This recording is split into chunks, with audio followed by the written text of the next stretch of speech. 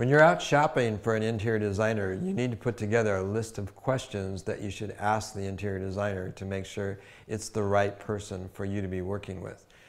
The Client Interior Designer Association is one very intimate, very stressful at times, and very important to the success of your project.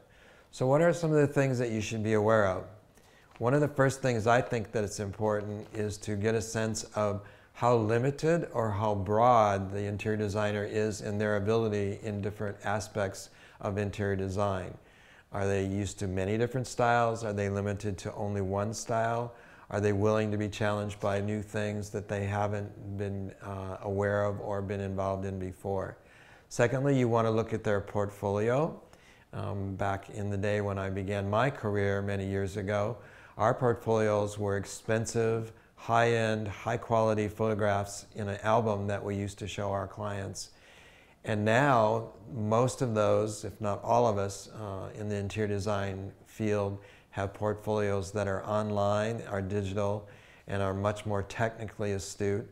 I have a project currently where we actually have created what we call a fly-through, an interactive look at the project as it's being completed so that we can see the end result before it's even finished. Those are things that you should be aware of in terms of making sure your interior designer is up to date and current on what's going on in the world. And lastly, I would ask for references. Now, of course, as an interior designer, I'm going to give my best references to my potential clients. However, you can talk to those references in such a way that you might be able to find out from them such things as, would you hire that interior designer again?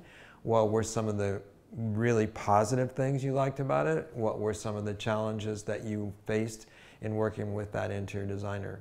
So be very aware, be prepared, make sure you have a list of questions that you ask.